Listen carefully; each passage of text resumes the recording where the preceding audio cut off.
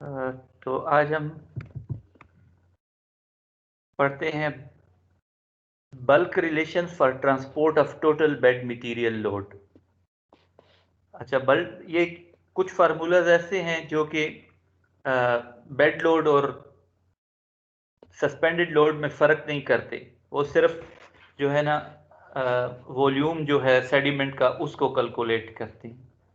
ठीक है, एक तो ये उस किस्म के फार्मूले बड़े हैंडी होते हैं, क्योंकि अगर आपने कैलकुलेशन करनी है तो बहुत सारे लोगों का ख्याल है कि आपको सस्पेंडेड और इसमें जो फ़र्क है बेड लोड में, वो जो है ना आर्टिफिशियल है। आपको तो सिर्फ ये कैलकुलेट करना है कितना सेडिमेंट लोड इन टोटल आ रहा है। ठीक है, तो ये सेडिमेंट लोड जो है ये उस किस्म के फार्मूलाज हैं। The total bed material load is equal to the sum of the bed load and the suspended load in terms of volume transport per unit weight. QT is equal to QB plus QS. Air wash load, that is that part of the suspended load that is too fine to be contained in measurable quantities in the river bed, is excluded from QS. Total bed material load is quantified in various ways in addition to QT. ठीक है, bed material load को एक आप flux based volume concentration से show कर सकते हैं, यानी total sediment volume of sediment divided by volume of water plus sediment। Flux based mass concentration में कर सकते हैं, जब कि इसी वॉल्यूम को आप मास में, तो उससे डेंसिटी ऑफ वाटर सेडिमेंट से मल्टीप्लाई कर दें और डेंसिटी ऑफ वाटर से, तो वो मास बेस्ड हो जाएगा। फिर एक यूनिट्स है पार्ट्स पर मिलियन। तो पार्ट्स पर मिलियन में भी आप फ्लक्स बेस्ड मास कंसंट्रेशन को शो कर सकते हैं। इसी तरह मिलीग्राम पर लीटर एक यूनिट है, तो उसमें जो है आप उसमें मिलीग्राम पर लीटर में भी शो कर सकते हैं। तो अब आप देखें कि वो मिलीग्राम, तो इसमें आप जो है ऊपर जो मास है उसको मास को तो आप उसी तरह ही लेते हैं, लेकिन यानी डेंसिटी से मल्टीप्लाई करते हैं। नीचे जो वॉल्यूम है वाटर और सेडिमेंट का, उसको फिर आप 10⁶ से मल्टीप्लाई कर देते हैं। तो इन इफेक्ट जो है ये आपके पास मिलीग्राम पर लीटर ही आ जाएगा। तो ये वो यूनिट्स हैं जिसमें कि हम शो करते हैं। अच्छा, बल्क रिलेशनशिप कौन सी हैं? पहली रिलेशनशिप बड़ी आसान है, ये एंगल एंड हैंसन का फार्मूला है, जिसमें कि आपको कुछ रिलेशन इसने बताई हैं। एंगल एंड हैंसन वाला सबसे आसान है कि QT star is equal to 0.05 CF by tau star raise to power 5/2। CF एक रेजिस्टेंस कोफिशिएंट है, जिस तरह मैनिंग N है, जिस तरह चेजी C है, जिस तरह फ्रिक्शन फैक्टर F है, ये भी एक तरह का है। और ये जो है इसकी रिलेशनशिप डायरेक्ट वेलोसिटी और U स्टार से है। और इसका अगर आपको F पता है तो CF is equal to F/8। ठीक है, और QT स्टार जो है वो नॉन डायमेंशनलाइज्ड है, उसको डायमेंशनलाइज करने के लिए आपने RG under root of RGD50³ से मल्टीप्लाई करना। ठीक है, और टाउ स्टार जो है वो इस तरह गिवन है, शील्ड स्ट्रेस।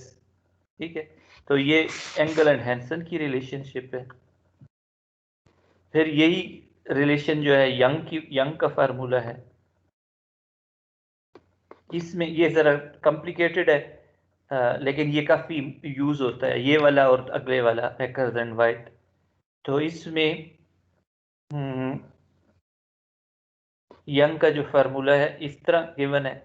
आप QT जो है ना वो मीटर स्क्वायर पर सेकंड में है सेडिमेंट रेट, और QW जो है वो वाटर डिस्चार्ज है, मीटर स्क्वायर पर सेकेंड। और R तो आपको पता है कि S-1 के बराबर होता है। XT जो है एक कॉम्प्लिकेटेड या कह लो या एक वेरिएबल है जो बहुत सारे फैक्टर्स को कंसिडर करता है, और it is being given as such. नीचे ये वैल्यूज दी हुई हैं, ठीक है। तो आपको इसके लिए फाल वेलोसिटी भी चाहिए, और शेयर वेलोसिटी तो हर एक में तकरीबन लाजमी चीज़ है, ठीक है। इस तरह REP जो है वो नीचे गिवन है। RF एक वेरिएबल है जो नीचे वो गिवन है, वो नॉन डायमेंशनलाइज्ड फाल वेलोसिटी, ठीक है। फिर इस तरह आप इसको सॉल्व कर सकते हैं, यंग का फार्मूला।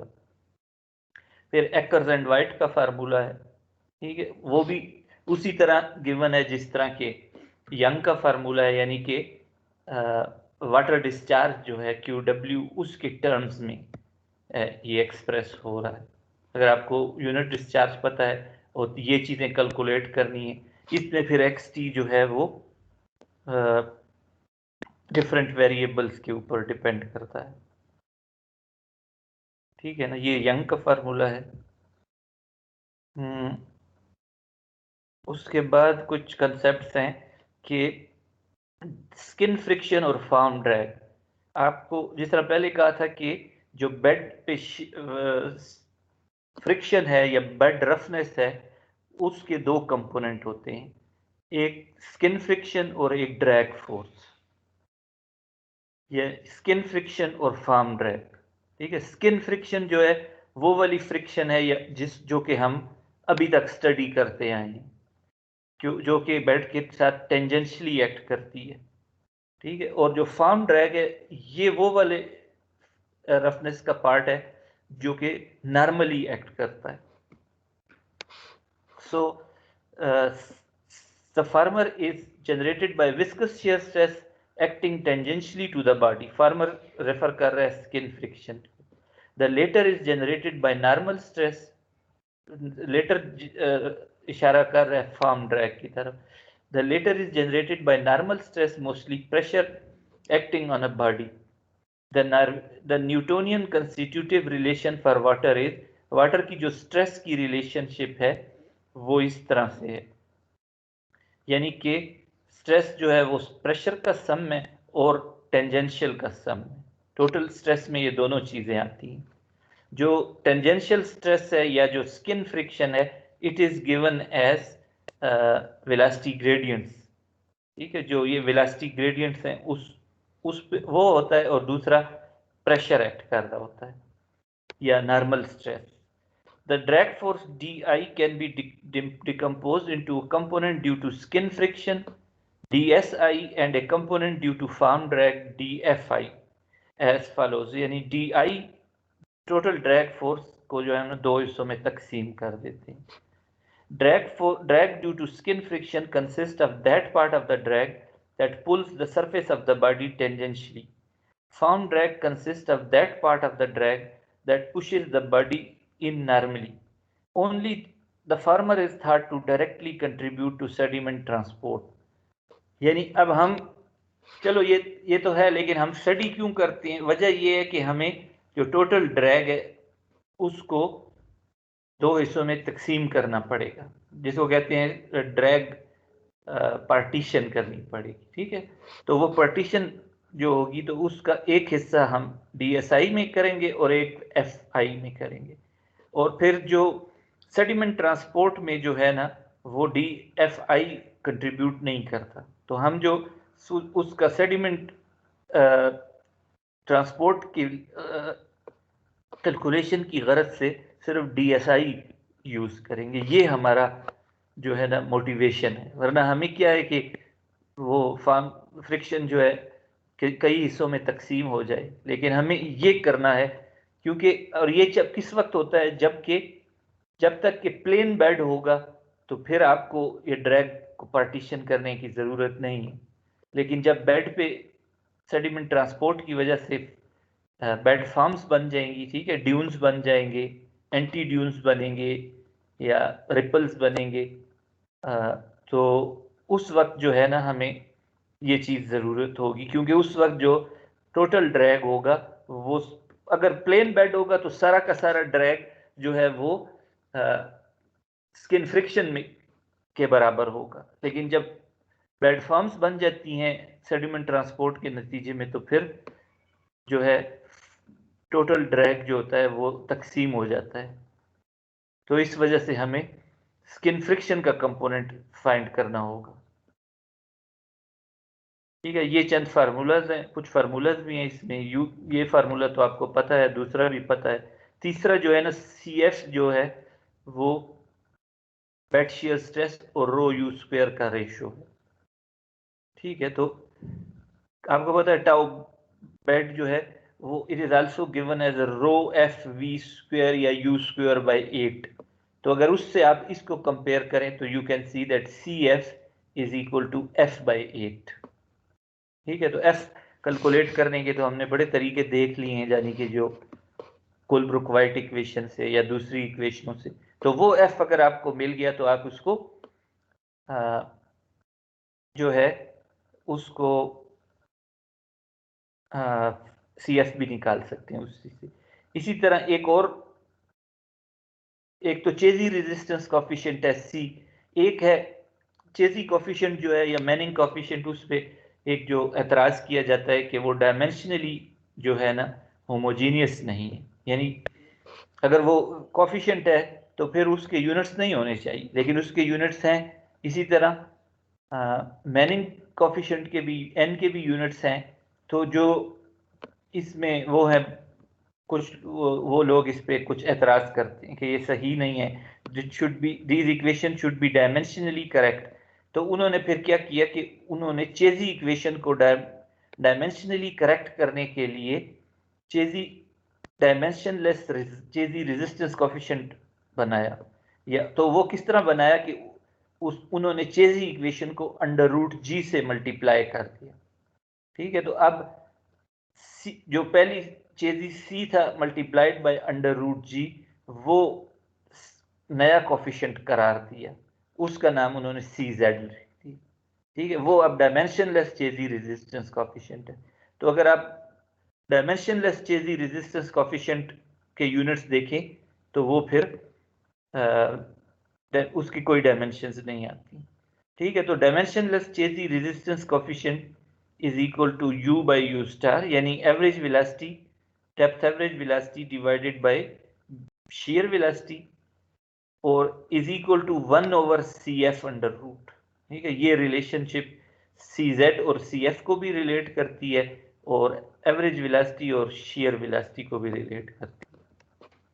ठीक है, ये और फिर इसी तरह कोलिगन ने जो है CZ को उसी चीज को फिर डेप्थ ऑफ फ्लो और KS से रिलेट किया, यानी कि अगर फुली रफ टर्बुलेंट फ्लो है तो आपको पता है कि फ्रिक्शन फैक्टर जो है वो रेनॉल्ड नंबर पे डिपेंड नहीं होता, वो सिर्फ बेड रफनेस पे डिपेंड करता है। ठीक है ना, तो इसका मतलब है कि हम CZ को या CF को फिर बेड की रफनेस हाइट से के साथ रिलेट कर सकते हैं। तो ये फार्मूला कोलिगन ने ये फार्मूला दिया है कि अगर आपके पास डेप्थ ऑफ फ्लो है और आपके पास बेड की रफनेस का अंदाजा है, तो बेड रफनेस हाइट, तो आप जो है CF भी निकाल सकते हैं, CZ भी निकाल सकते हैं इस फार्मूले से। ठीक है, ये वो वाली फार्मूलेशन है जिसमें बेड KS आपको पता है, और अगर मैनिंग स्टिकलर फार्मूला है आपको पता है। ठीक है, ये कैपा जो है ना, ये वो है उसका क्या चीज है, हाँ, ये फॉन करमैन कांस्टेंट है, पॉइंट इक्वल टू 0.4। और अगर मैनिंग स्टिकलर फार्मूलेशन आपको पता है तो उस सूरत में फिर आप 1 by kappa log of this की बजाय इसको एक पावर लॉ फॉर्म में शो कर सकते हैं, यानी कि H बाई KS को आप पावर 1/6 ले लें और उसकी जगह या बाकी L लैम्डा R एक कांस्टेंट ले लें। where lambda r is a dimensionless constant between 8 and 9. ठीक है, तो Parker suggested a value of lambda r of 8.1 for gravel bed streams. ठीक है, roughness height over a flat bed, no bed forms. जो अच्छा, ये के एस जो है वो पार्कर के नजदीक k S is equal to d s D90 times m k. D90 जो है वो सरफेस सेडिमेंट साइज का एक ऐसा साइज है जो कि किसी भी सैंपल के 90% जो हाइट वो है साइज है उसके बराबर है। यानी ऐसा इसके नजदीक के एस वो वाला साइड जो बड़े पत्थर होते हैं बेड पे, उसका इफेक्ट बदरजहा ज्यादा होता है बनिस्बत छोटे पत्थरों के या मीडियम साइज के D50 के। तो इस वजह से इसने D90 लिया। ठीक है, D90 का मतलब है कि ऐसा साइज के 90% जो है स्टोन्स का या पार्टिकल्स का साइज उससे कम हो, और उसको भी उसने मजीद बढ़ाया 2 से ज़रब दे के। ठीक है, अब वो के एस ये उसके नज़दीक के एस ये, तो अगर आपको D90 पता है तो फिर आप उसको 2 से मल्टीप्लाई करें तो वो फिर के एस होगा। ठीक है, तो ये फार्मूलाज उसमें कुछ यूज होते हैं। अब जो है हम इस चूंकि टाइम काफ़ी है तो हम इस पे कुछ प्रॉब्लम इधर ही कर लेते हैं। ठीक है, ताकि आपको प्रैक्टिस हो जाए। अगर से मैं अगर क्लास में हो तो फिर मैं नहीं करवाता, लेकिन यहाँ पे जो है आपकी वो ज़्यादा हो जाती है डिलीवरी, तो इस वजह से कुछ वक्त का यूज़फुल जो है ना इस्तेमाल होना चाहिए। ठीक है, तो ये फिर जो है मैं मैटलैब के कमांड विंडो में ये प्रॉब्लम कुछ सॉल्व कर लेता हूँ ताकि आपको पता चले कि किस तरह अप्लाई करना। ठीक है, और कुछ मैंने किए भी हुए हैं तो वो वाली फाइल में फिर आपसे खोल लेता हूँ। ठीक है,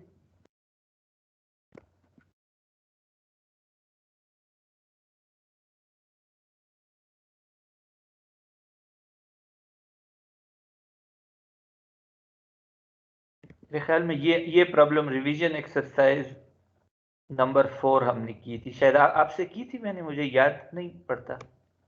पिछली दफा डिस्कस तो किया था। आपने कोई घर में ट्राई किया इसे? ठहरो मैं देखता हूँ मैंने ये फाइल अगर आपको अपलोड की हो। नहीं, फाइल तो अपलोड नहीं की। ठीक है, ये एक्सरसाइज देखें। An artificial canal carries a discharge of 25 cubic meter per second. The channel cross section is trapezoidal and symmetrical with a 0.5 meter bottom width and 1 vertical and 2.5 horizontal sidewall slopes. The longitudinal bed slope is 8.5 meter per kilometer. The channel bottom and side wall consist of a mixture of fine sands. D50 is equal to 0.3 millimeter. A gauging station is set at a bridge crossing the waterway. The observed flow depth at the gauging station is 2.2 meter. Compute the flow velocity, Darcy friction factor, boundary shear stress, and shear velocity. At the gauging station is the flow laminar, ठीक है, laminar, smooth turbulent, transition turbulent, or fully rough turbulent. Compute critical flow depth. From where is the flow controlled?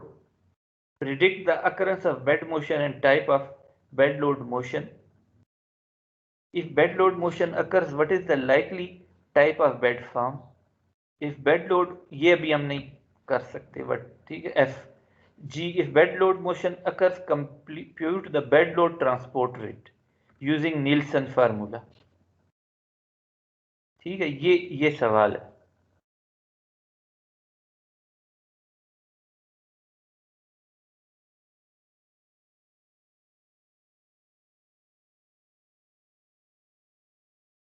नहीं, ये revision ये सवाल है, ये सवाल आप खुद करेंगे। ठीक है, ये सवाल खुद करेंगे, ये कोई दूसरा रिवीजन एक्सरसाइज 3 है। वो मैं कर देता हूँ। रिवीजन एक्सरसाइज 3 में जो है आपके पास, considering a 50 millimetre reach of an alluvial channel, the bed material characteristics are so much. तो अब ये कह रहा है कि अगर water discharge 16.5 cubic metre per second है, तो sediment concentration of inflow is 0.8%, predict the rate of erosion और accretion that will take place. ठीक है ना, ये वाला सवाल है। हाँ, तो हमने इसको हम टोटल बेड लोड के फार्मूला से करते हैं।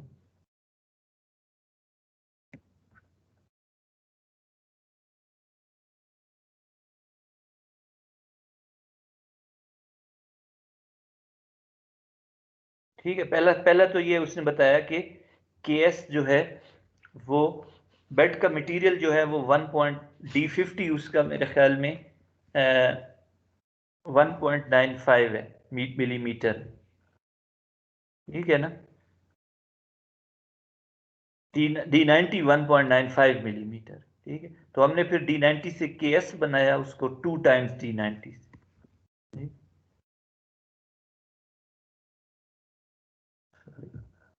ये ठीक है, तो केएस 0.0039 मीटर आ गया, यानी कि 3.9 मिलीमीटर। ठीक है, अब इसमें हमें सबसे पहले जो है ना हाइड्रोलिक सेट करनी होती है, यानी कि हमें डिटरमिन करना होता है कि चैनल यूनिफॉर्म फ्लो में चल रहा है। तो ये सपोज करते हुए कि यूनिफॉर्म फ्लो में चल रहा है, तो हमें डेप्थ ऑफ फ्लो चाहिए, हमें एवरेज वेलोसिटी चाहिए, और हमें बेड की फ्रिक्शन का कोई कोफिशिएंट चाहिए। ठीक है, तो अब इस प्रॉब्लम में हमारे पास कोई चीज नहीं है। ठीक है, इसमें कोई चीज नहीं है। तो अब सबसे पहले हमें जो है ये चीज सेट करनी है, यानी कि डेप्थ ऑफ फ्लो और वेलोसिटी निकालनी है और बेड फ्रिक्शन कोफिशिएंट निकालना है। तो ये करने के लिए इसमें हमारे पास उसने कोई वो नहीं दिया।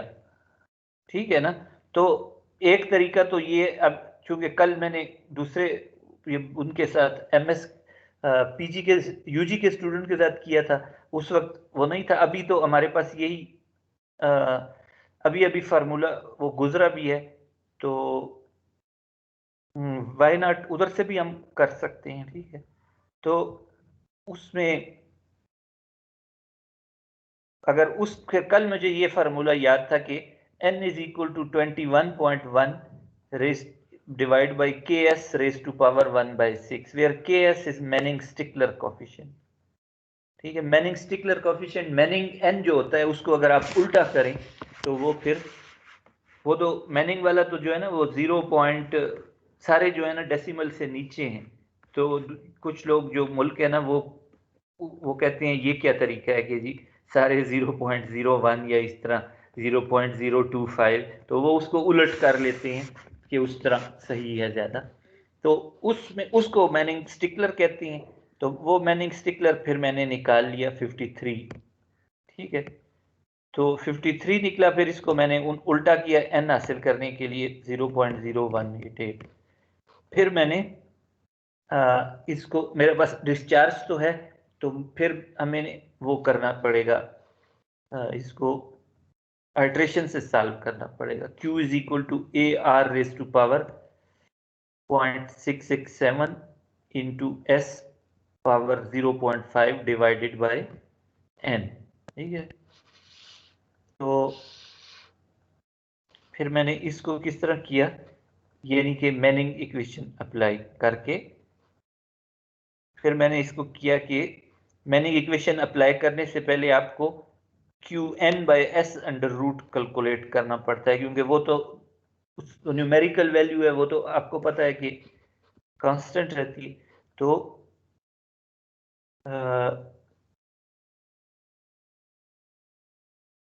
लेट्स इसको दोबारा इसी खुद ही कर लेते हूँ, बजाय कि क्योंकि आज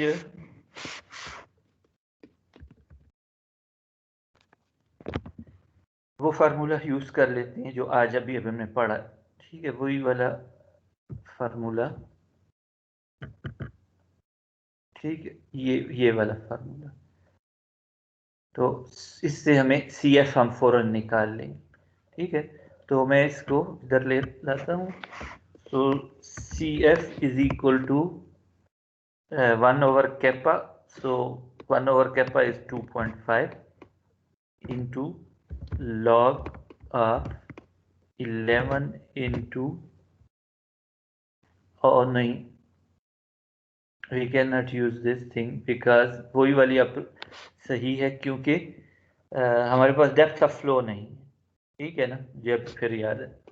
सो वही वाला तरीका सही है, इसी से हम स्टिक करते हैं, ठीक है। तो अब उसी इक्वेशन को, मैनिंग इक्वेशन को हम सॉल्व करते हैं।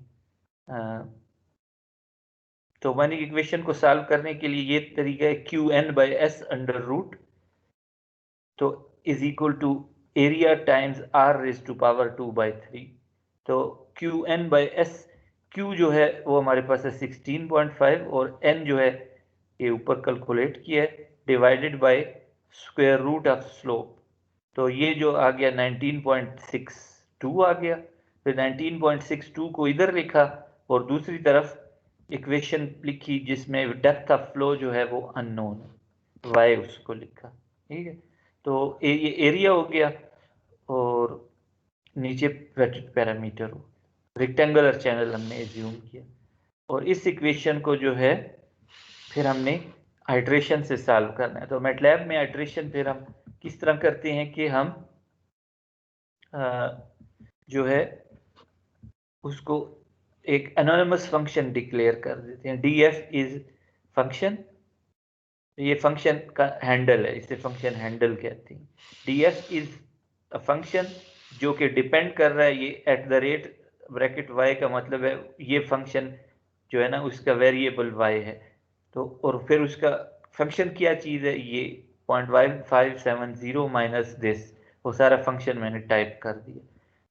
उसके बाद फिर एक कमांड है F0, और F0 की मैंने उस फंक्शन का हैंडल का नाम दे दिया और उसको एक इनिशियल एस्टीमेट दे दिया 2 मीटर का। तो इसने फिर इस इक्वेशन को आइट्रेशन से सॉल्व करके मुझे बता दिया कि जो डेप्थ ऑफ फ्लो है वो 0.87 आ रही मीटर, ठीक है। अब मैंने क्या किया कि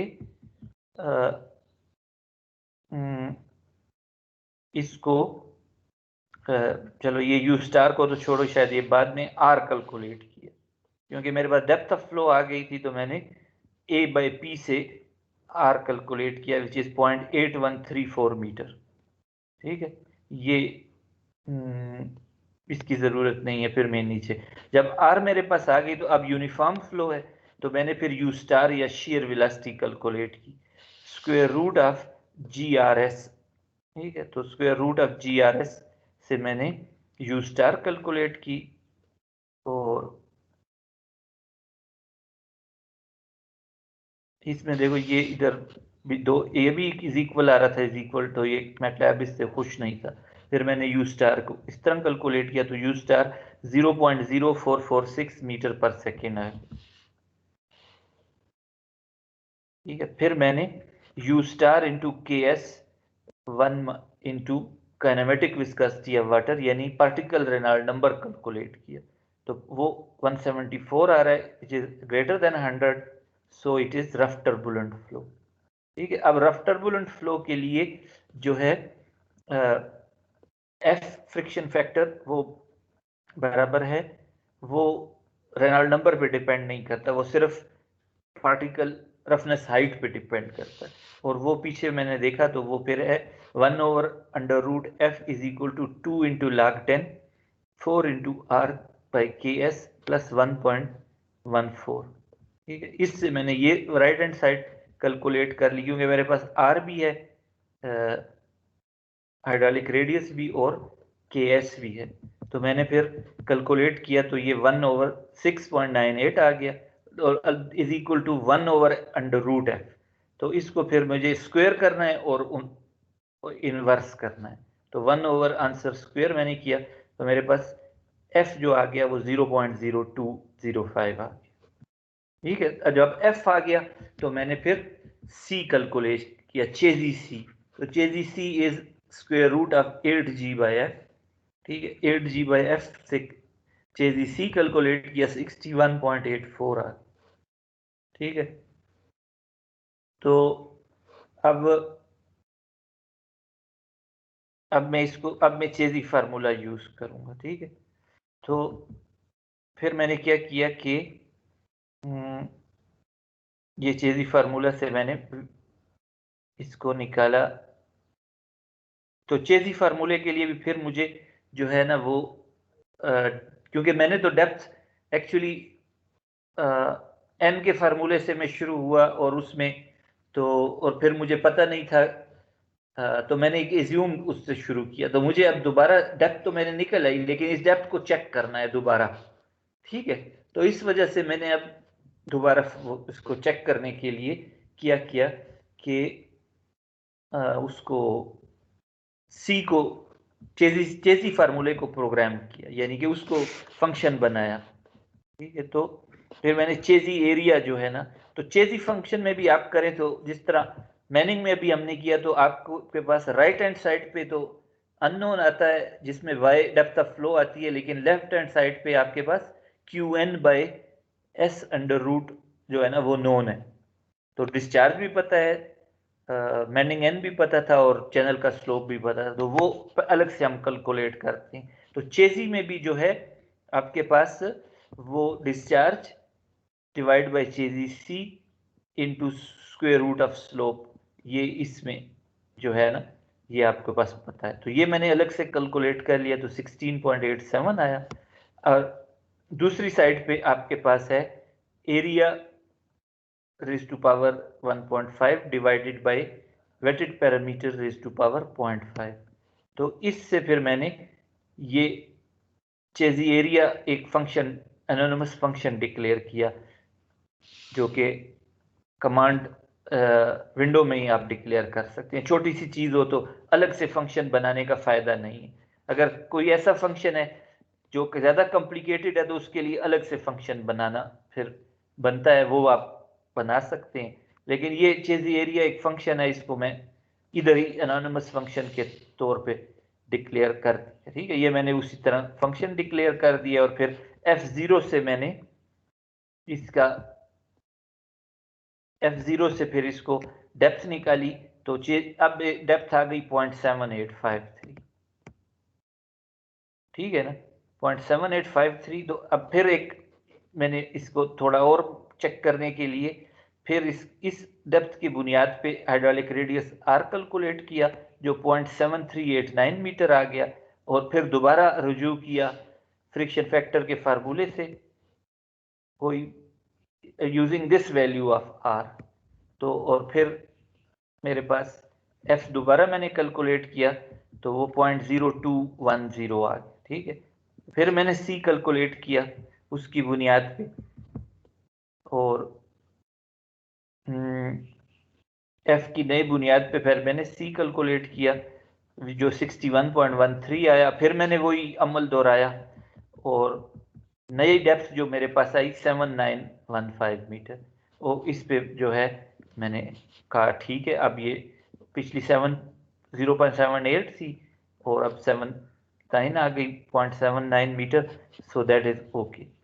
ठीक है, अब उसके बाद मैंने डिस्चार्ज बाय एरिया से using this depth of flow velocity निकाली, वो 0.8354 मीटर पर सेकेंड। ठीक है, उसके बाद फिर अब हाइड्रोलिक्स फिक्स हो गई, यानी मुझे पास वेलोसिटी आ गई। मुझे पता चल गया कि इस चैनल पे इसका जो स्लोप है, इस पे डेप्थ ऑफ फ्लो इतनी होगी, वेलोसिटी इतनी होगी, बेड फ्रिक्शन फैक्टर जो है ना वो इतना होगा। ये मैंने अब हाइड्रोलिक्स फिक्स कर दी। अब मैं जो है ना सेडिमेंट ट्रांसपोर्ट की तरफ जाता हूँ। तो उसमें पहला चीज क्या आप कैलकुलेट करते हैं, शेयर वेलोसिटी या बेड शेयर स्ट्रेस का एक हम नाम चीज है। तो उसी से एक निकलती हुई एक चीज है। तो यू स्टार के लिए यूनिफॉर्म फ्लो है, तो मैंने स्क्वायर रूट ऑफ GRS से यू स्टार कैलकुलेट कर लिया, 0.0427 मीटर पर सेकेंड। फिर इसके बाद मैंने टाउ स्टार कैलकुलेट किया, यानी shield stress, which is U star का square divided by R G D S, particle का साइज। ठीक है, तो टाउ स्टार 0.2256 आ गया। फिर मैंने सी एफ कैलकुलेट किया, which is equal to f by 8। ठीक है, 0.0026। उसके बाद मैंने हाँ ये क्या है, 0.0, हाँ फिर मैंने जो है एंगल एंड हैंसन फार्मूला कैलकुलेट किया कि टोटल बेड लोड कैलकुलेट करने के लिए एंगल and Hansen bed formula calculate. ठीक है, तो ये वाला फार्मूला है 0.05 CF into tau star raise to power 5/2। ठीक है, ये स्क्वायर रूट ऑफ ये फार्मूला मैंने कैलकुलेट किया 0.05 by CF into tau star raise to power 2.5। मेरे पास वैल्यू आई 0.46। इस 0.46 को, ये डायमेंशनलेस है, इसको यूनिट्स में कन्वर्ट करने के लिए मैंने मल्टीप्लाई करना है square root of R G particle size D S का क्यूब। ठीक है, ये मैंने कैलकुलेट कर लिया, आर जी डी एस का क्यूब और उसका स्क्वायर रूट, तो it is equal to 4.498 into 10⁻⁻⁵। इसको मैंने मल्टीप्लाई किया 0.4603 से, तो मेरे पास आ गया 2.07 टू 10⁻⁻⁵ मीटर स्क्वायर पर सेकेंड। ठीक है, मीटर स्क्वायर पर। लेकिन अब उसने मुझे उसने पूछा है कि इसकी जो है ना वो कितनी है, जो है इसको बेट एग्रेड होगा डिग्रेड होगा। ठीक है, वो रेट निकालें, तो वो किधर से आएगा, एक्सनर इक्वेशन से आएगा। एक्सनर इक्वेशन में आपके पास जो है आपको जो सेट एग्रीगेशन से पहले आपने पढ़ा था कि ये इसी वजह से बेड एग्रेड या डिग्रेड होता है कि जो सेडिमेंट है फ्लो उसमें गुजर रहा है फ्लो, तो वो फ्लो सेडिमेंट को पीछे जो है ना निकाल नहीं सकता। तो या वो सेडिमेंट बहुत कम होता है सेडिमेंट ट्रांसपोर्ट कैपेसिटी से, या सेडिमेंट ट्रांसपोर्ट कैपेसिटी से बहुत ज़्यादा होता है। तो अगर कम होगा तो फिर पानी जो है उस रीच में इरोजन करेगा, अगर ज़्यादा होगा तो उस रीच में एग्रेड करेगा या सेडिमेंट बैठ जाएगा। तो अब हमने सेडिमेंट जो मूव कर रहा है वो तो निकाल लिया, लेकिन अब हमने सेडिमेंट ट्रांसपोर्ट, ये जो एक्चुअली निकाला है ये सेडिमेंट कैपेसिटी निकाली। ठीक है ना, जो एंगल एंड हैंसन फार्मूले से निकाला वो सेडिमेंट कैपेसिटी निकाली है। अब हम निकालते हैं एक्चुअल कितना सेडिमेंट आ रहा है। ठीक है, इस रीच की जो सेडिमेंट कैपेसिटी है वो इतनी है 2.07 इंटू 10⁻⁻⁵ मीटर स्क्वायर पर सेकेंड। एक्चुअली जो पानी आ रहा है वो कहता है कि 0.8% जो है ना सेडिमेंट आ रहा है। तो 0.8 किसका परसेंट, वाटर डिस्चार्ज का। तो मैंने फिर इसको वाटर डिस्चार्ज के साथ जब मल्टीप्लाई किया तो मेरे पास वो आंसर आ गया 0.1320 मीटर स्क्वायर पर सेकेंड। तो फिर मैंने रियलाइज किया कि वाटर डिस्चार्ज ये गलत है। वाटर डिस्चार्ज से नहीं करना होता, आपने यूनिट टोटल वाटर डिस्चार्ज नहीं लेते बल्कि आप यूनिट डिस्चार्ज लेते हैं। तो यूनिट डिस्चार्ज फिर मैंने कैलकुलेट किया पॉइंट विड्थ से चैनल से डिवाइड करके, तो वो आ गया 0.66 मीटर स्क्वायर पर सेकेंड। इसको मैंने फिर जब 0.8% से मल्टीप्लाई किया तो मेरे पास सेडिमेंट जो एक्चुअली आ रहा है वो 0.0053 मीटर स्क्वायर पर सेकेंड। तो अब आप ये बताएं कि ये जो है एग्रेड होगा कि डिग्रेड होगा, ये वाला चैनल रीच।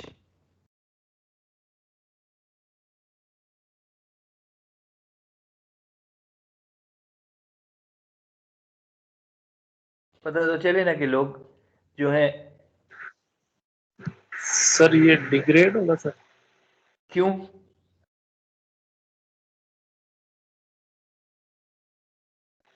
सर वो जो डिजाइन कैपेसिटी की वैल्यू आई है सर, ये उससे कम है सर।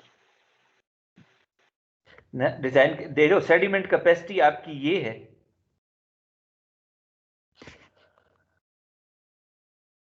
सर ये ग्रेड होगा सर। हाँ ग्रेड होगा, क्योंकि सेडिमेंट कैपेसिटी आपकी बहुत कम है और पीछे से बहुत ज्यादा फ्लड सेडिमेंट आ रहा है, ठीक है 0.0053, तो इसका मतलब है कि 100 गुना ज्यादा आ रहा है सर रफ्ती। उस वैल्यू को पहले मैंने पॉइंट में लिया था, वो 2 मुझे। कोई बात नहीं, खैर है, ठीक है। बस ये याद रखें सारे ख़वातीन व हज़रात कि ये जो e⁻⁻05 है, ये इसका एक लिखने का तरीका है। ये e नहीं है, ये यानी एक्सपोनेंशियल वाला e नहीं है, बल्कि ये 10⁻⁻5 है।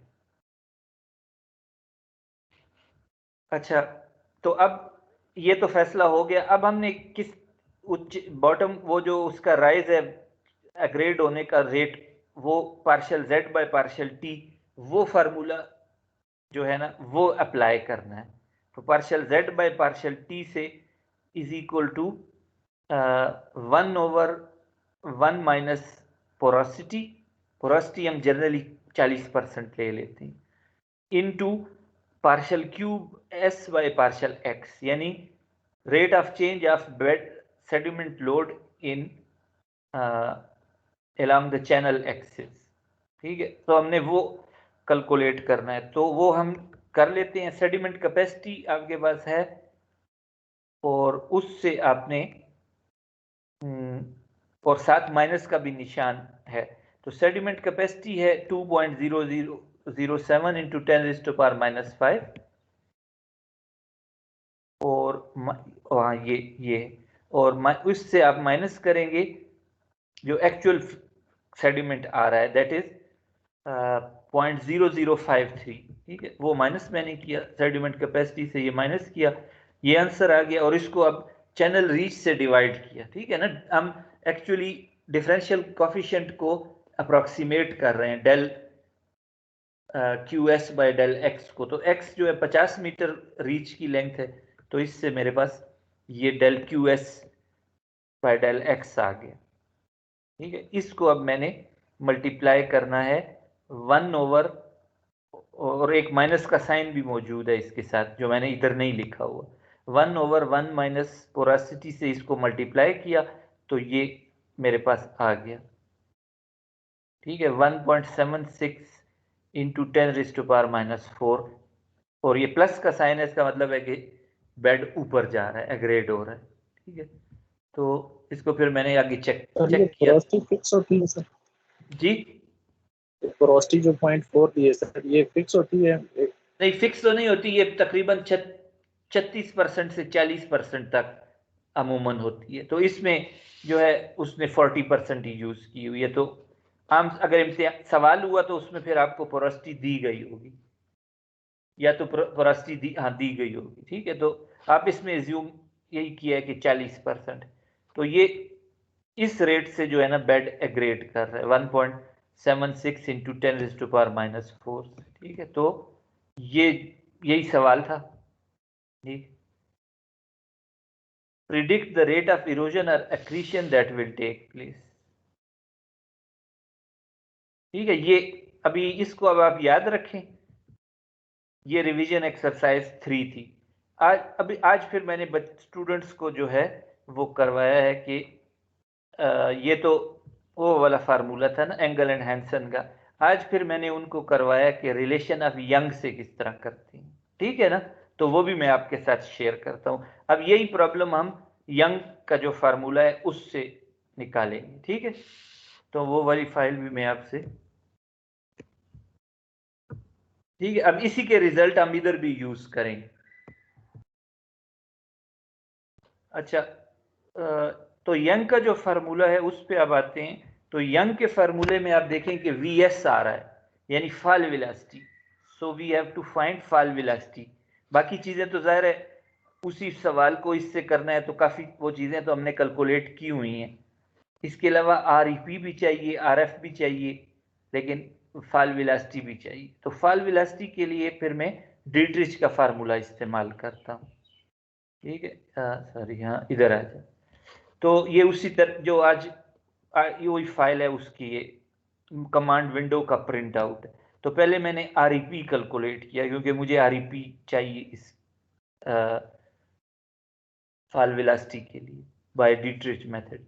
तो मैंने कहा स्क्वायर रूट ऑफ, तो REP is equal to RGDS raise to power cube under root of this divide by kinematic viscosity nu. ठीक है, ये देख, इधर देख, REP इज दिस। तो REP मैंने इधर कैलकुलेट किया,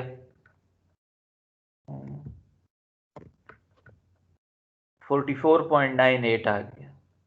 फिर मैंने डीट्रिच फार्मूला इधर वो लिखा, तो डीट्रिच फार्मूला जो है वो रिग्रेशन से निकला है, लेबोरेटरी में उसको प्लॉट किया है, फिर कर्व उस पर फिट किए। तो रिग्रेशन के कोफिशिएंट्स चाहिए B1 से लेके B5 तक, वो इसको पता होना चाहिए, वो मैंने इसमें B1 से B5 तक इंसर्ट कर दी या इंटर किए। फिर मैंने फार्मूला जो है वो इंटर किया, RF is equal to exponential of, यानी E raise to power B-B1 plus B2 into log of REP minus B3 वगैरह वगैरह वगैरह, ये सारा RF इंटर किया।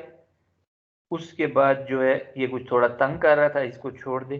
फिर मैंने कहा कि चलो कोई मसला होगा, फिर ये जो इधर की पावर थी एक्सपोनेंशियल, और ये सारी ये इसकी ये जो पावर है एक्सपोनेंशियल का मतलब है E नेचुरल नंबर जो है 2.71828, तो ये पावर को मैंने अलग से कैलकुलेट कर लिया, पावर इसको कहा, और ये चीज़ कॉपी करके इधर कर ली, तो पावर आ गई -0.1956, और फिर एक्सपोनेंशियल पावर का तो इसने फौरन 0.8223 कैलकुलेट कर दिया RF। ठीक है, तो अब RF का मतलब है कि हमारे पास डायमेंशनलेस फॉल वेलोसिटी आ गई है।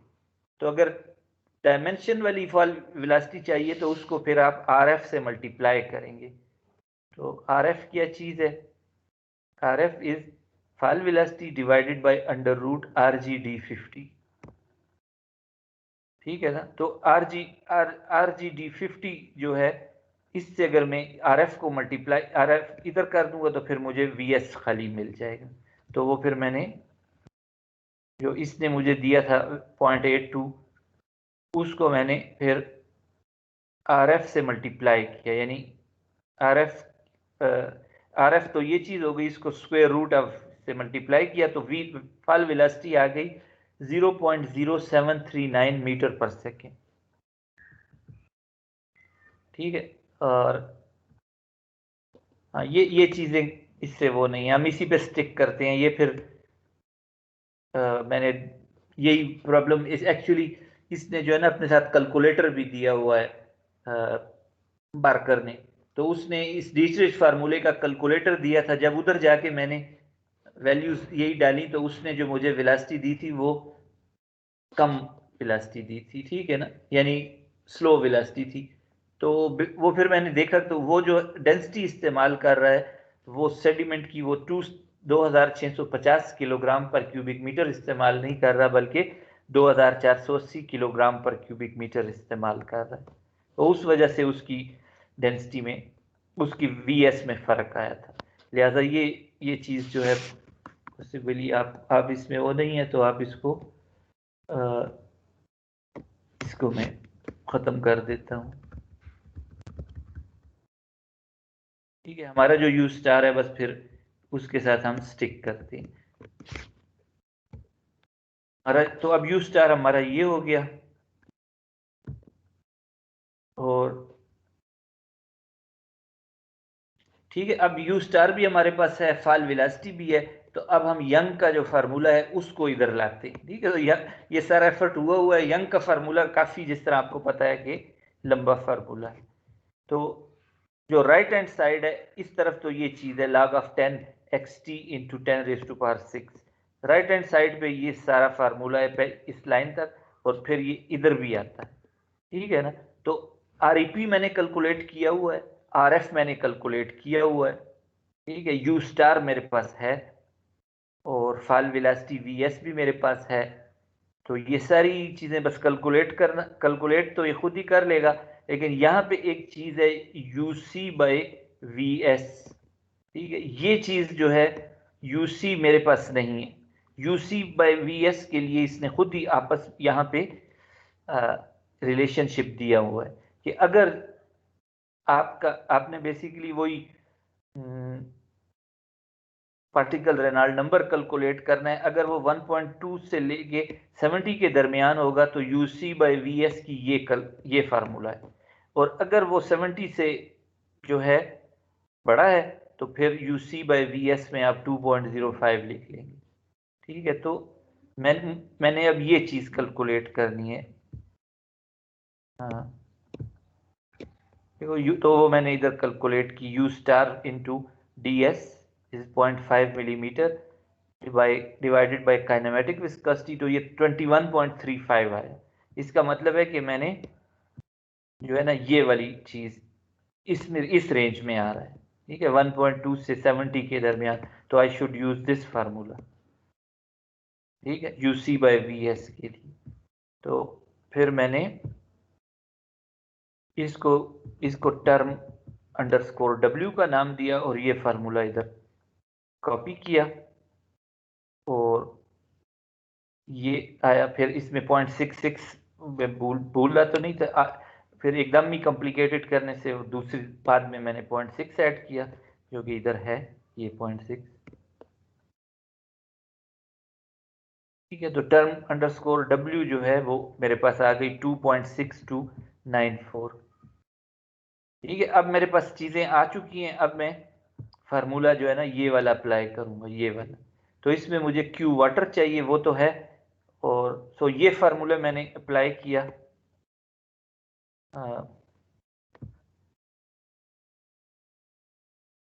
ठीक है, लेकिन उससे पहले मेरे पास ये वाला फार्मूला मेरे पास XT होना चाहिए। ठीक है ना, XT यानी ये XT इधर से होना चाहिए। तो मैंने तो अभी सिर्फ राइट हैंड साइड जो है ना इसकी कलेक्ट की थी, तो इसको फिर मैंने ये निकालूंगा, फिर इसको ये log 10 के बराबर है, फिर इसका एंटी लॉग लूंगा। तो इसमें ठीक है, फिर मैंने क्या किया, इसको मैंने राइट हैंड साइड को सिर्फ XT का नाम ले दिया, और ये सारी वो तो ऑलरेडी मेरे पास थी ही, और टर्म अंडरस्कोर W वो सारी चीजें मैंने डाल दी। हाँ ये, और इसको फिर मैंने कैलकुलेट किया, so it comes out to be 2.0657। ठीक है, अब इसको फिर मैंने दूसरी तरफ ये XT नहीं है, दूसरी तरफ log of 10 into XT into 10⁻6 है, तो फिर मैंने एंटी लॉग लिया, 10⁻XT किया, तो वो इतना आ गया। फिर इसको 10⁻6 से डिवाइड किया, तो मेरे पास जो कैपिटल XT है 1.16 इंटू 10⁻⁻4 आ गया। ये कैपिटल XT जो है ये इधर से आएगा, और वो इस यहाँ पे जाएगा, तो अब QT फिर मैं निकाल सकता हूँ, क्योंकि ये आसान है और ये सिर्फ XT का मसला है। तो वंस आई हैव XT, ठीक है, तो QT फिर मैंने कैलकुलेट किया। QT जो आता है वो 2.8978 इंटू 10⁻⁻5 आता है। ठीक है, तो पिछले उसमें कितना था, उसमें 2.07 इंटू 10⁻⁻5 था, और इसमें 2.897 है। ठीक है, तो इसमें बढ़ गया इस फार्मूले से। ठीक है, तो फिर इससे आगे वही वाले स्टेप्स हैं कि आप फिर ये सेडिमेंट ट्रांसपोर्ट कैपेसिटी है, और वो फिर वो वाले स्टेप्स आप खुद कर सकते हैं, यानी कि जो उसका एक्सनर इक्वेशन लगा के partial Z by partial T करना। ठीक है, वो आप खुद कर सकते हैं। तो एक तो आप ये करें, ये दोनों फाइलें मैं उधर अपलोड कर दूंगा, आप इसको देख के तो इनको सॉल्व करें। तो तीसरा काम ये करें कि रिलेशन ऑफ यंग के बाद अब आप एकर्स एंड वाइट की रिलेशन भी लगाएं। ठीक है ना, एकर्स एंड वाइट का फार्मूले से भी इसको हल करें। सर जी सर, ये जो रिलेशन है इतने बड़े बड़े, ये हमें याद करने होंगे? नहीं, अगर इम्तिहान में आए तो ये तो ओपन बुक होंगे, ठीक है, ये तो ओपन बुक होंगे, ये याद तो नहीं कर सकते आप, ठीक है। तो उसके बाद फिर इसकी एक असाइनमेंट बना लें जिसमें यही वाला प्रॉब्लम होगा और इसको आप तीनों इक्वेशनों से करें, ठीक है। ये इस असाइनमेंट इसको करें तीनों से और ये असाइनमेंट भी उस पर अपलोड कर दें, ठीक है। 2 से तो मैंने कर ही लिया है, अब आपके लिए आसान है कि इसको जो है ना उस पर तीसरा भी कर लें और असाइनमेंट भी आपकी हो जाएगी और वो भी हो जाएगा, ठीक। तो अभी एक थोड़ा सा जो है ये कौन सा आज था 4 week 4,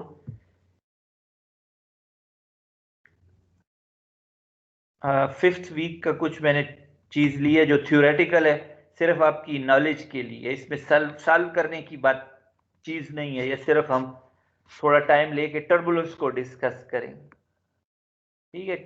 nature of turbulence, turbulence क्या चीज है, as a water resource engineer आपको टर्बुलेंस का काफी जो है ना इसका लेना देना है, काफी इसका रोल है फ्लो में। So turbulence is cascade of energy, यानी there are small eddies, there are very large eddies, there are intermediate eddies, ठीक है। बहुत सारी एडीज साइजेस में है, मिल के जो है ना टर्बुलेंस बनाती है। टर्बुलेंस बेसिकली कायोटिक मोशन है सेट फ्लूइड का, जिसकी वजह से फ्लूइड जो है वो वेलोसिटी या जो दूसरे उसके पैरामीटर्स हैं वो रेंडमली चेंज होते हैं, फ्लक्चुएट करते हैं, ठीक है ना। जिस तरह बिजली की फ्लक्चुएशन हो तो वो आप देख सकते हैं सिग्नल है रैपिड उसमें चेंज आती है, तो टर्बुलेंस की वजह से फ्लो जो पार्टिकल्स हैं उनमें सडन चेंजेस आती हैं।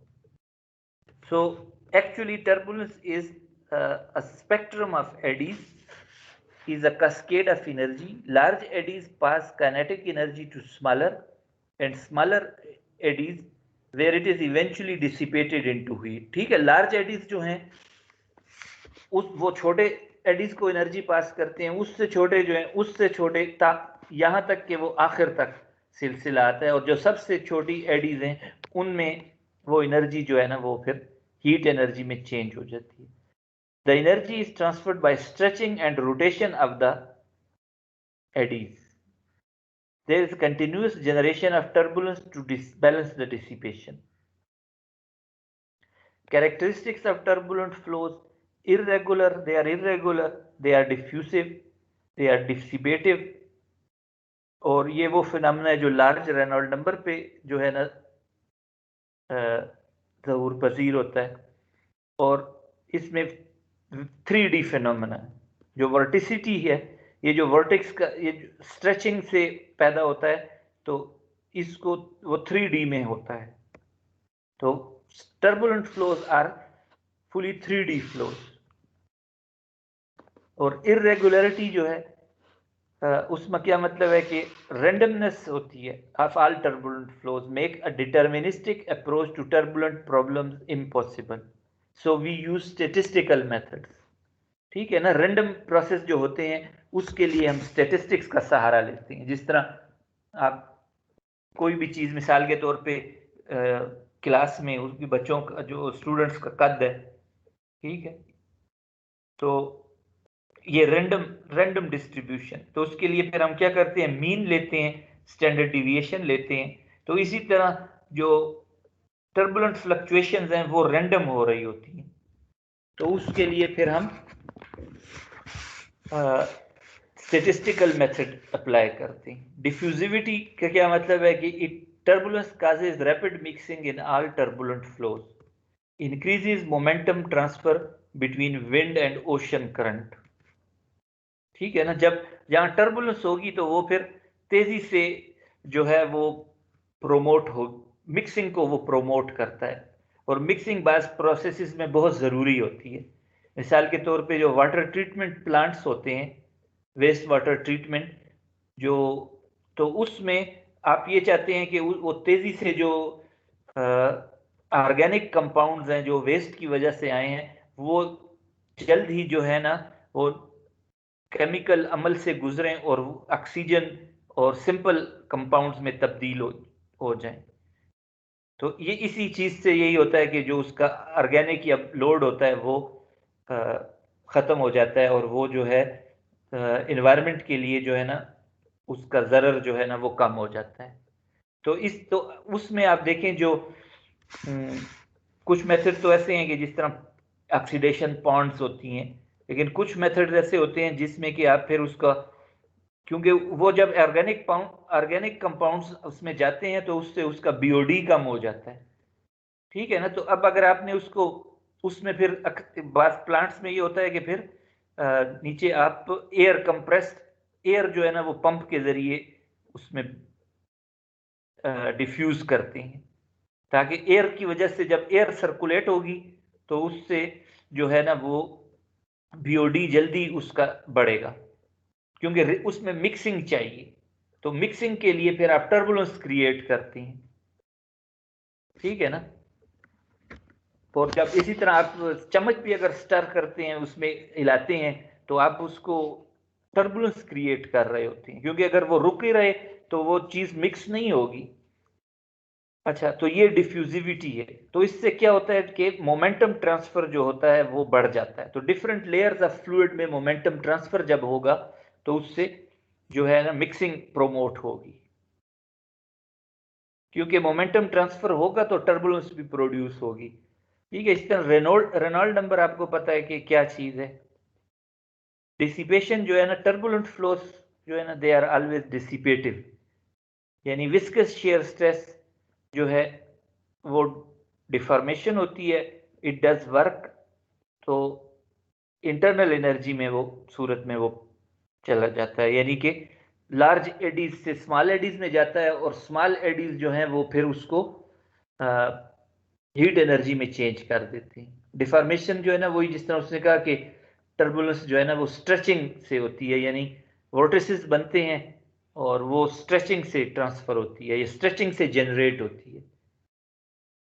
लेकिन इसके बावजूद आपको पता है कि फ्लूइड मैकेनिक्स में हम जो है ना कंटिन्यूम का मैकेनिक्स का जो है ना वो हाइपोथेसिस यूज करते हैं। यानी हम कहते हैं कि फ्लूइड जो है वो एक कंटिन्यूअस मैटर है, यानी उसका ग्रेनुलर स्ट्रक्चर की बात हम नहीं करते, यानी एटॉमिक स्ट्रक्चर की बात नहीं करते, इसलिए कि टर्बुलेंस जो है वो, तो टर्बुलेंस भी कंटिन्यूम ही में रहती है, क्योंकि टर्बुलेंस की जो कैरेक्टरिस्टिक लेंथ्स हैं वो एटॉमिक लेंथ से बहुत ज्यादा है।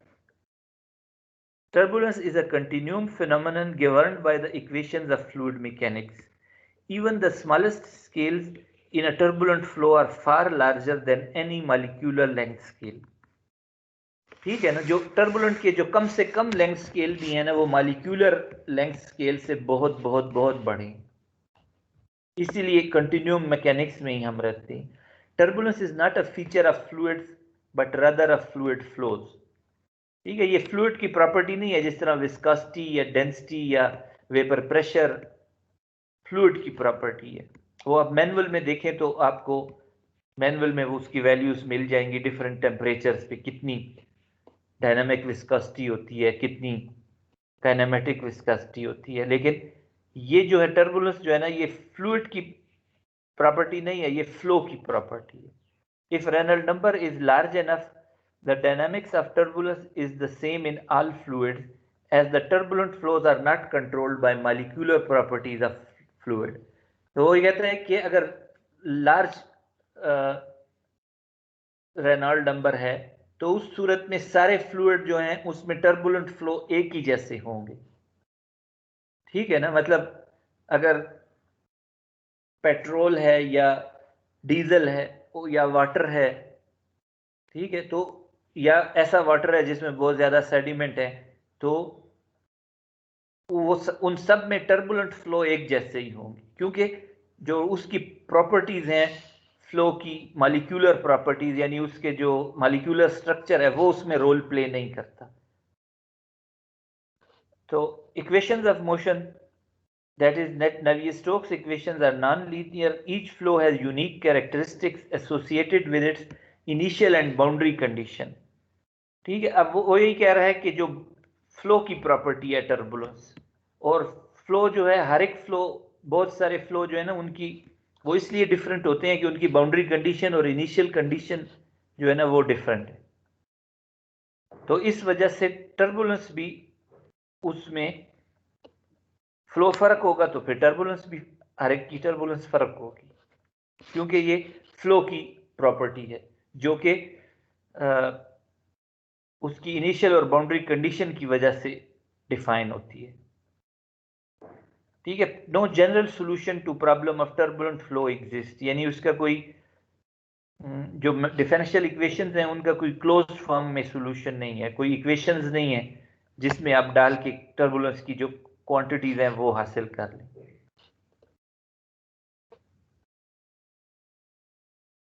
Analysis method simplification through scale analysis is not possible. Turbulence is important in boundary surface layer, so they must scale as large as the other remaining terms. Length scale of turbulence range from 10 raised to power minus 3 metre to 10 raised to power 3 metre. ठीक है, जो large Aedes हैं वो 1-1 kilometre लंबी भी हो सकती हैं। जिस तरह कोई बोट जो है ना या कश्ती जो है वो पानी पे चल रही हो तो उसके पीछे सरफेस में कितनी बड़ी बड़ी एडीज बन जाती हैं। ठीक है, तो और जो छोटी एडीज हैं वो उनका साइज 1 मिलीमीटर तक जाता है। एनालिसिस मेथड टर्बुलेंस को किस तरह एनालाइज करते हैं कि हम उसको जिस तरह रैंडम नेचर की वजह से उसको स्टेटिस्टिकल मेथड से करते हैं, और दूसरा ये कि हम डायमेंशन एनालिसिस को यूज करते हैं।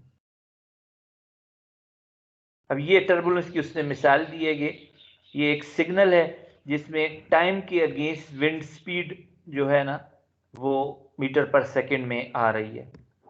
तो टर्बुलेंस की वजह से आप देखें कि इस तरह फ्लक्चुएटिंग सिग्नल है वो मूव कर रहा है। यहाँ पे टर्बुलेंस ज्यादा है, यहाँ पे वीकर परटर्बेशन है, यहाँ पे और कम हो गए, वेरी वीक।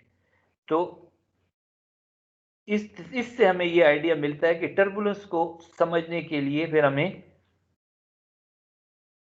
एक टर्बुलेंस को जो समझने के लिए फिर हम मीन के अबाउट जो है ना, एक मीन फ्लो होता है और एक उसकी फ्लक्चुएशंस होती हैं। मीन को जो है ना हम उसके ऊपर बार लगा देते हैं और फ्लक्चुएशंस पे प्राइम लगाते हैं। ठीक है, सो हम क्या करते हैं, रेनल्ड डिकम्पोजिशन करते हैं। One method to dealing with the complexity of turbulent flows is through an averaging technique, Reynolds decomposition. All variables in a flow can be decomposed into a basic state and turbulent part. ठीक है, एक basic state है जो mean part है और एक turbulent part है जो फ्लक्चुएटिंग पार्ट है। ठीक है, बेसिक स्टेट जो होती है उसकी वेरिएशन स्लो होती है घंटों के हिसाब से, और जो टर्बुलेंस की फ्लक्चुएटिंग पैरामीटर है उसकी वेरिएशन शॉर्ट होती है, यानी सेकेंड्स और मिनट्स में। ठीक है, और उसकी एवरेज 0 होगा। ठीक है, ये रेनॉल्ड डिकम्पोजिशन है। अगर आपके पास 3 वेलोसिटी कंपोनेंट है, u v w, x velocity component, y velocity component, w velocity component और कंसंट्रेशन, तो आप उसको एक फ्लक्चुएटिंग पार्ट और एक मीन पार्ट में डिकम्पोज कर सकते हैं।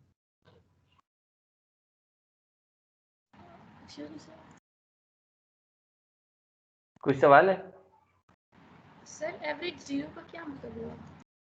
वो अभी आप बताता हूं, अभी आगे यार। ठीक है, एवरेज 0 का ये मतलब है कि जो है ना, चूंकि रैंडम प्रोसेस है, देखो रैंडम प्रोसेस है ना, तो जो फ्लक्चुएटिंग कंपोनेंट है वो मीन के ऊपर, मीन से बढ़ के भी होगा और मीन से कम भी होगा। तो अगर आप उसको टाइम एवरेज करें, यानी कोई टाइम पीरियड लें 5 मिनट और उसमें आप टर्बुलेंस को का टाइम एवरेज करें, तो उसमें जो है आपके पास एक मीन आ जाएगा, एक तो मीन आपको देंगे। तो अगर जो रैंडम प्रोसेस होता है उसमें जो टर्बुलेंस होगी उसका मीन से बढ़ के जो आते वैल्यूज हैं, हायर वैल्यूज, उनकी भी उतनी प्रोबेबिलिटी है जितनी मीन से नीचे वाले की प्रोबेबिलिटी है। कभी टर्बुलेंट यू ऊपर जाएगी, कभी नीचे जाएगी। तो अगर किसी पीरियड में आप टर्बुलेंस को एवरेज कर रहे हैं तो वो नेगेटिव फ्लक्चुएशंस और पॉजिटिव फ्लक्चुएशंस ऐड अप करके वो जीरो पे आ जाएंगे, ये मतलब है।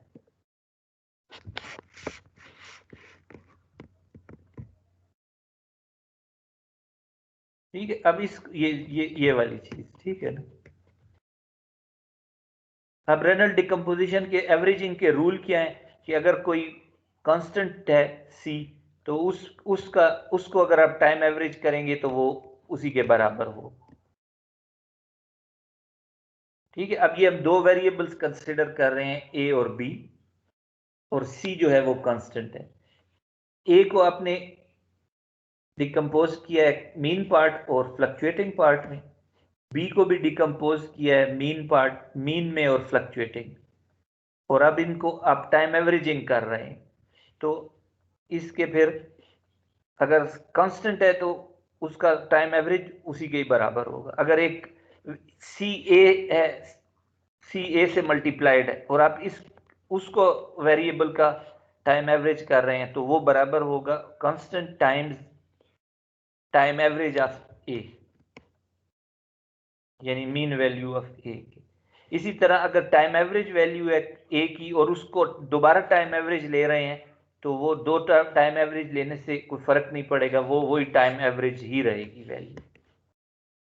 इसी तरह अगर कोई दो ए और बी मल्टीप्लाई हो रहे हैं और ए का time average part mean part multiply हो रहा है बी से, और इन दोनों इनकी इकट्ठे आप जो है ए बी का टाइम एवरेज ले रहे हैं, तो वो इसके बराबर होगा कि A time average times B time average. इसी तरह अगर D A by D T है उसका डेरिवेटिव, उसका टाइम एवरेज लेंगे तो वो फिर टाइम पे नहीं आएगा, वो सिर्फ वो बराबर होगा D of A bar by D T. ठीक है, और इसी तरह अगर कोई फ्लक्चुएटिंग प्रॉपर्टी है उसका एवरेज लेंगे तो वो जीरो होगा। अलबत्ता अगर दो फ्लक्चुएटिंग प्रॉपर्टी का जो आपस में कोरिलेशन है, यानी एक की और दूसरे की, उसका अगर टाइम एवरेज लेंगे तो वो जीरो के बराबर नहीं हो, उसकी कोई वैल्यू होगी।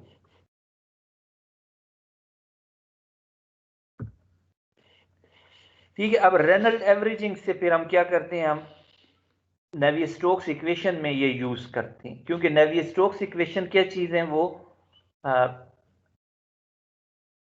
मोमेंटम इक्वेशन है बेसिकली। जो आप फ्लूइड को अगर कंटिन्यूस मीडियम माने, यानी कंटिन्यूस मीडिया है फ्लूइड, तो उसकी बुनियाद पे आप उसको उसमें डिफाइन कर सकते हैं डिफरेंशियल कोफिशिएंट्स, जो वेलोसिटी को डिफाइन कर सकते हैं, आप एक्सेलरेशन को डिफाइन कर सकते हैं। तो ये जो नेवियर-स्टोक्स इक्वेशन है, ये फ्लूइड के बिहेवियर को गवर्न करती है 3D में। ठीक है, ये उसकी फॉर्म है।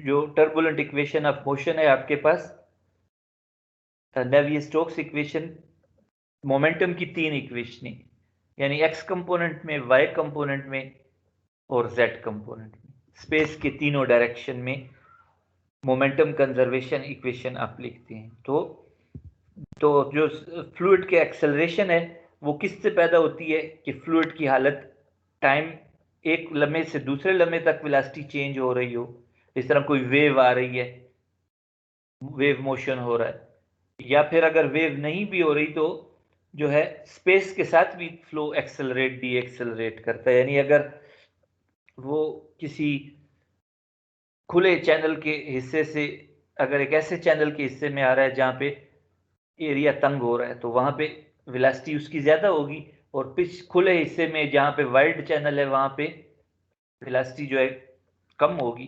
तो वो जो वाइड इलाका है उससे जब वो मूव करता है कंट्रैक्टेड पार्ट में तो उसकी वेलोसिटी चेंज हो रही है, तो विद स्पेस के साथ, तो वेलोसिटी स्पेस के साथ चेंज हो रही है, इसका मतलब है change in velocity is acceleration. So this acceleration can take place by change in change in space, change in velocity in space, as well as by change in time. Change in time जो होता है वो highly transitory phenomena की वजह से होता है, जिस तरह कोई वेव आ गई या सडन एकदम पानी बहुत ज्यादा आ गया, कोई डैम ब्रेक हो गया, तो वो ज्यादा तो अब ये जो वेलोसिटी, ये इसको कन्वेक्टिव एक्सेलरेशन कहते हैं। ये वेलोसिटी के और वेलोसिटी के ग्रेडियंट के साथ मिलके बनता है, ठीक है ना। u वेलोसिटी है और u partial u bye partial x उसका ग्रेडियंट है, तो ये मिलके जो है ना कन्वेक्टिव एक्सेलरेशन है इन x डायरेक्शन। फिर जो है कन्वेक्टिव एक्सेलरेशन x डायरेक्शन में जो है वो उस उधर से दूसरे वेरिएबल से भी आ सकती है, यानी कि जो y का जो कंपोनेंट है वो अपनी डायरेक्शन में जो उसका ग्रेडियंट है उससे जब मल्टीप्लाई होगा तो वो भी x डायरेक्शन में काज करेगा, ठीक है ना। तो ये चूंकि 3D इक्वेशन है, तो आप मोस्ट जर्नल इक्वेशन है, तो इसमें फिर वेलोसिटी के तीनों कंपोनेंट होंगे। तो आपने सारी यानी जो सोर्सेज हैं जो कि अनस्टडीनेस काज कर सकते हैं वो सारे लिस्ट करने हैं, इसमें लिखने हैं, वो टर्म्स इसमें मौजूद है, ठीक है। ये बॉडी फोर्स है, एफवी जो है ना बॉडी फोर्स है, यानी फ्लूइड के वेट की वजह से। फिर राइट हैंड साइड पे दूसरा जो फोर्स है वो प्रेशर की फोर्स है, प्रेशर वेरिएशन से जो है ना वो भी एक्सेलरेशन काज होती है। और फिर जो ये रेनल्ड एवरेजिंग की टर्म्स आ गई हैं, टर्बुलेंस को जब आप इंक्लूड करते हैं, अगर लेमिनर फ्लो पे जब ये स्टोक्स इक्वेशन अप्लाई करेंगे तो वो होगा उसमें फिर ये चीजें नहीं होंगी। लेकिन अब आप टर्बुलेंस को भी इंक्लूड कर रहे हैं, तो टर्बुलेंस में जो ये कंपोनेंट्स हैं, फ्लक्चुएटिंग कंपोनेंट्स या फ्लक्चुएटिंग वेलोसिटीज, इनके जो कोरिलेशंस हैं, यानी u प्राइम v प्राइम, यानी fluctuating velocity in x direction multiplied by fluctuating velocity in y direction, इसका टाइम एवरेज वैल्यू जो है वो अगर आप लें और तो उसकी वेरिएशन y डायरेक्शन, ठीक है। और इसी तरह x डायरेक्शन में, यदि ये x डायरेक्शन और y डायरेक्शन में, क्योंकि मिक्सिंग हम कहते हैं ना टर्बुलेंस मिक्सिंग काज करती है, तो फिर उसका कोई इक्वेशन में हमारी उसका कोई अमली सबूत तो होना चाहिए। तो ये सबूत है उसका कि जो x डायरेक्शन की में फ्लक्चुएशन होती है वो y डायरेक्शन के साथ जो है ना कोरिलेट होती है। और इसी तरह ये x डायरेक्शन की फ्लक्चुएशन वर्टिकल डायरेक्शन के साथ जो वेलोसिटी है उसके साथ कोरिलेट हो रही है, यानी कि इससे मोमेंटम ट्रांसफर इसी से होता है ना टर्बुलेंस से, कि जो टर्बुलेंस में ये होता है कि पार्टिकल जो है वो अपनी डायरेक्शन में जा रहा है, लेकिन उसके बावजूद वो वाइब्रेशंस जो है ना वो एग्जीक्यूट कर रहा है, वो हरकत कर रहा है तीनों पॉसिबल डायरेक्शन में, बावजूद इसके कि वो एक्स डायरेक्शन के साथ जा रहा है, लेकिन वो आगे भी जा रहा है और वो right left up and down भी मूव कर रहा है। तो वो जो right left up and down है, राइट लेफ्ट जो है वो जब हम कहते हैं ना राइट लेफ्ट तो फिर वाई डायरेक्शन है। इसी तरह अप एंड डाउन जब हम कहते हैं तो अप एंड डाउन तो जेड डायरेक्शन है। तो ये जो कंपोनेंट्स हैं ये उसको जो है ना उसकी वजह से ये आ गए। और फिर जो है ना विस्कस स्ट्रेसेस भी आपके पास होते हैं, ये जो है लाप्लासियन है उसका, यानी काइनेमेटिक विस्कोसिटी इनटू लाप्लासियन, यानी लाप्लास इक्वेशन वाली टर्म्स आ गई, partial 2u by u bar by partial x square plus partial 2v bar by partial y square, ये और फिर z वाली भी टर्म होगी। तो लेकिन ये जो है लैप्लाशियन या जो विस्कस शेयर स्ट्रेसेस होते हैं, ये मीन क्वांटिटीज पे डिपेंड करते हैं, यानी यू बार पे या वी बार पे या डब्ल्यू बार पे होंगे। ये फ्लक्चुएटिंग वाले जो कंपोनेंट्स हैं, ये रेनॉल्ड स्ट्रेसेस, इन्हें रेनॉल्ड स्ट्रेसेस हम कहते हैं। ठीक है, तो ये फिर वही जो y कंपोनेंट की इक्वेशन है, ठीक है, वो x कंपोनेंट की थी, उसी हिसाब से फिर आप y कंपोनेंट की वो है, बस अब वही टर्म्स जो हैं चेंज हो गई, वेलोसिटीज वगैरह उसी असूल के तहत, और लेकिन बाकी वही चीज है। ठीक है, ये y कंपोनेंट इक्वेशन है, ये z कंपोनेंट इक्वेशन है। तो यही जो कंपोनेंट्स हैं, ये स्ट्रेसेस और स्ट्रेन्स भी काज करती हैं। The types of stresses, the force tending to produce deformation in a body is caused by pressure stress, viscous stress, Reynolds stress. जो प्रेशर स्ट्रेस है वो तो वही प्रेशर की वजह से, यानी पुश और पुल है, और जो शेयरिंग स्ट्रेसेस है फ्लो, तो उसमें विस्कस स्ट्रेसेस हैं और रेनॉल्ड्स स्ट्रेसेस हैं।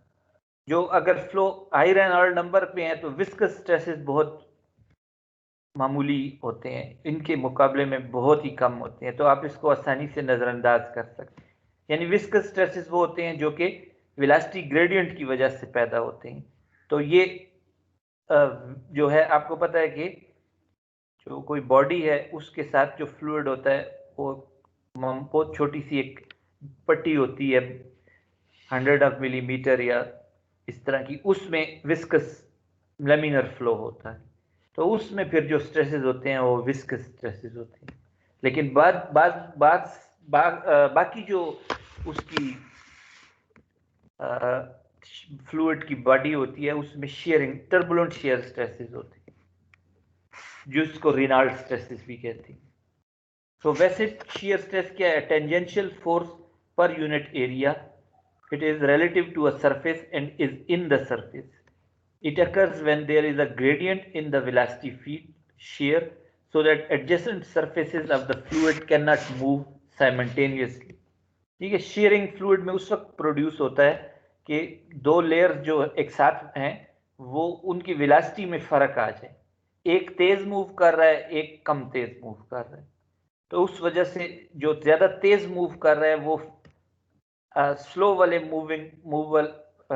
स्लोली मूविंग वालों को खींचने की कोशिश करेगा, उस पर एक टेंजेंशियल फोर्स लगाएगा, उससे फ्लूइड जो होता है शेयर स्ट्रेस, तो शेयर स्ट्रेसेस की वजह से फिर डिफॉर्मेशन होती है, शेयर स्ट्रेन पैदा होता है। ठीक है, विस्कस स्ट्रेसेस जो हैं वो किससे आते हैं? वेलोसिटी के ग्रेडियंट्स की वजह से। तो shear stress in z direction is equal to dynamic viscosity mu times gradient of u partial u by partial z partial v by partial z। ठीक है, अगर ये z है इसका सबस्क्रिप्ट, तो यहाँ पे जो डिफरेंशियल ग्रेडियंट लेंगे वेलोसिटी का वो भी z के साथ होगा, और वेलोसिटीज वो होंगी जो z इस z के अलावा है, यानी x वेलोसिटी u और y वेलोसिटी v। ठीक है, ये विस्कस स्ट्रेसेस हैं, और इसके अलावा जो फिर शेयर स्ट्रेस, जो टर्बुलेंट स्ट्रेसेस हैं उनको रेनॉल्ड स्ट्रेसेस भी कहते हैं। उनको आप एक उसमें Reynolds stresses result from turbulent transport of momentum. The momentum flux is equivalently a stress as it causes deformation of a fluid parcel. Momentum flux जो होता है वो एक स्ट्रेस की का रोल अदा करता है, यानी स्ट्रेस क्या करता है कि डिफॉर्मेशन करता है, तो मोमेंटम रेनॉल्ड स्ट्रेसेस की वजह से भी जो फ्लूइड होता है वो डिफॉर्म होता है। ठीक है, ये रेनॉल्ड स्ट्रेसेस को हम फिर रेनॉल्ड स्ट्रेस टेंसर में ग्रुप कर लेते हैं, इधर इसको जमा कर लिए। ठीक है, तो इसके 9 कंपोनेंट्स हैं। 3/3 का मैट्रिक्स है। पहली रो जो है वो u वेलोसिटी के लिए मखसूस है, दूसरी v वेलोसिटी के लिए, y वाली वेलोसिटी के लिए, और तीसरी जो है ना वो w वेलोसिटी के लिए, यानी z कंपोनेंट ऑफ वेलोसिटी के लिए मखसूस। ठीक है, तो जो डायगोनल टर्म्स हैं वो नॉर्मल शेयर स्ट्रेसेस हैं, क्योंकि u prime time average value, v prime v अपने के साथ ही, ठीक है ना। और जो बाकी जो ऑफ डायगोनल टर्म्स हैं वो शेयर स्ट्रेसेस काज कर रही हैं, और ऑफ डायगोनल टर्म्स 6 हैं, लेकिन चूंकि ये सिमेट्रिकल टेंसर है तो जो है तीन यूनिक वैल्यूज हैं, बाकी तीन एक दूसरे के बराबर भी हैं, यानी ये u प्राइम v प्राइम के time average value is same as v prime u prime time average value. इसी तरह u प्राइम w प्राइम की टाइम एवरेज वैल्यू जो है ना, यानी 1/3 इज इक्वल टू 3/1 और 2/3 इज इक्वल टू 3/2। ठीक है ना, तो 6 में फिर 3 जो है वो यूनिक है, और 3 जो है ये डायगोनल टर्म्स है, और ये 3 जो है इनमें रिपीटिशन है, क्योंकि सिमेट्रिकल टेंसर है तो ये 1/2 is equal to 2/1, 1/3 is equal to 3/1 and 2/3 is equal to 3/1। ठीक है, ये रेनॉल्ड्स स्ट्रेस टेंसर।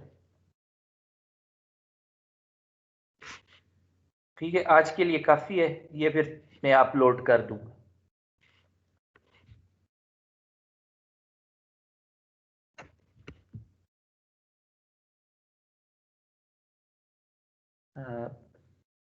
देखता हूँ अगर आपकी हाजिरी हो सके, सुबह तो नहीं हो सकी थी, इन्होंने अपलोड कर दिया है लेकिन अभी भी उसमें वो गलतियां हैं।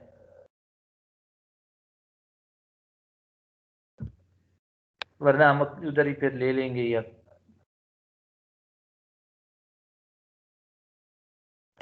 अभी भी ये जो है इधर देखें, ये नहीं हो रहा।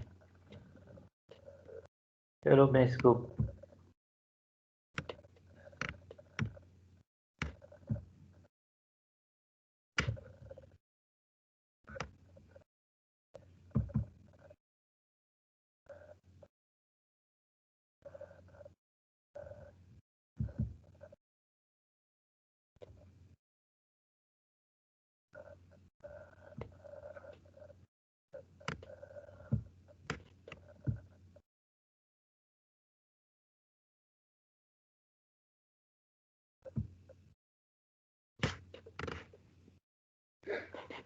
हाँ जी, अनिका मुर्तजा।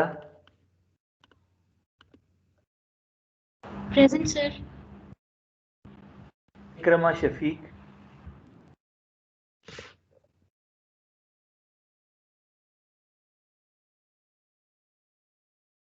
अगर चैट में कोई लिखे तो वो मुझे बता दे कि अगर किसी ने लिखा है।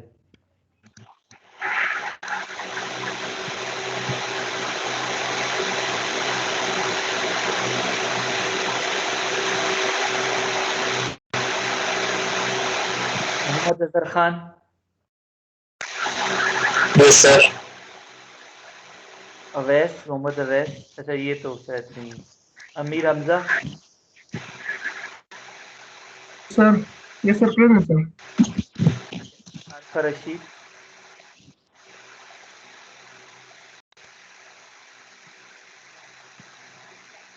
Present sir.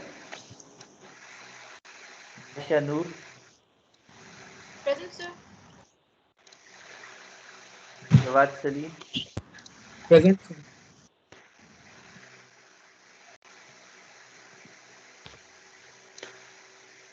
Rohit. Present sir. Misbah. Present sir. विवेक।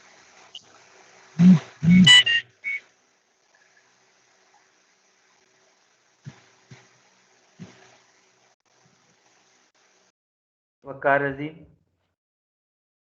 Present sir. Waqar Saleem. Present sir. Mohammad Rashid. Present sir. Zarak Khan.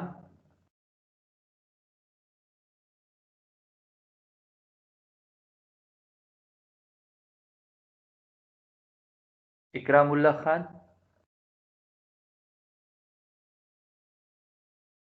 Present sir.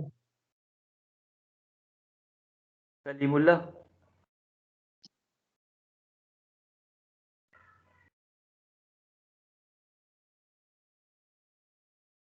उरान,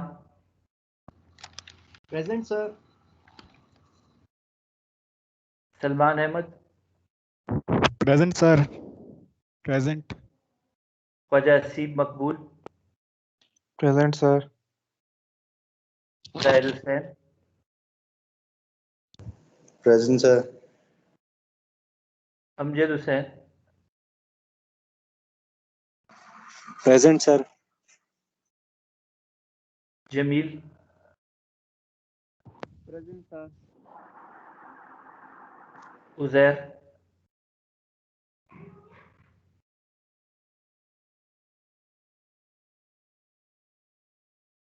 Aamir Shabir,